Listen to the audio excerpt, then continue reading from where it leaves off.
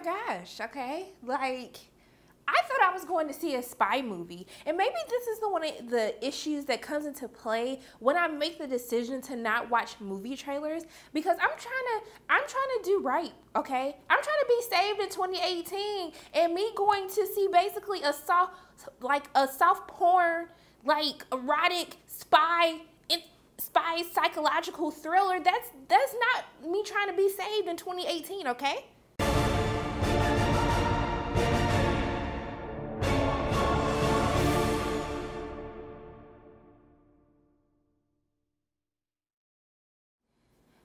It's Shonda from Pay Your Weights, and today I'm going to be reviewing Red Sparrow, which is directed by Francis Lawrence, who is responsible for directing 3 out of the 4 Hunger Games films, and it stars Jennifer Lawrence and Joel Edgerton. And basically, it centers around Jennifer Lawrence's character, Dominica.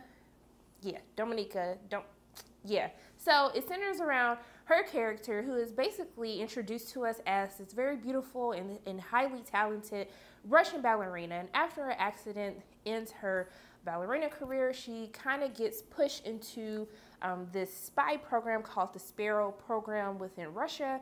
And basically, they are trained to use the art of seduction as a way for them to gather information and intel for the Russian government.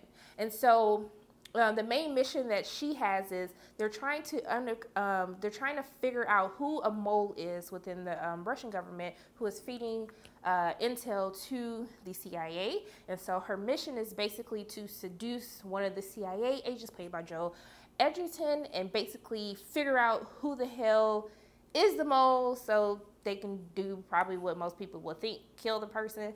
And so it turns into this really weird psychological erotic spy thriller that is definitely going to be a hard watch for some.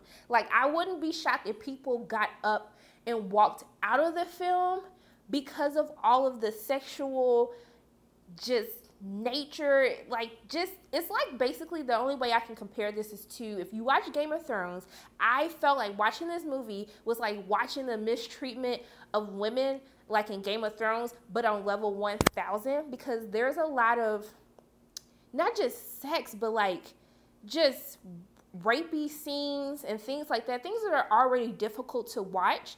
And so one of the issues that I have with the film is, while I appreciate them trying not to shy away with how seduction is used with spies, because I mean, if you watch a damn James Bond movie, he's always sleeping with somebody to get some type of information. So it's not far-fetched to think that there will be a program specifically designed for beautiful men and women to use their bodies, to use seduction, to try to get secrets or information that they need. It's not a far-fetched idea at all. I appreciate how graphic they are in trying to show us how these people are trained to basically let go of their morals, to really just see this as, this is sex or whatever, but I am doing this for my government. This is my job. There's nothing more, nothing less. There's nothing degrading about it. This is just what we do. And I was fine with that. But where the movie goes wrong is due to the lack of just an engaging story, to the pacing of the film. Like, I was just struggling to stay awake the entire time. I felt like I was in and out of consciousness for like a 2.5-hour movie that didn't need to be a 2.5-hour movie. And I can't blame it on the lack of action, because there's not a lot of action. I think when people think a spy movie, they think there's going to be a lot of violence. And yes, there's violence, but violence not in the type of way that you would think. There's a couple of good scenes, fight scenes, but it's not as much as many would suspect in a movie like this. So I want to make sure that I'm just setting the expectations correctly. But I think because the story feels too long, it feels like we were given a lot of information that we really didn't need to have. And I think with that is why for some, or maybe most, this movie would just come off as we just wanted to show people naked for shock value to get people to come into the audience. And it's sad because I can understand, like, when I first went into the movie and I was watching, I was like, what woman would sign up to do a movie like this? This is just like ridiculous to me that somebody would really say, hey, I am going to do this.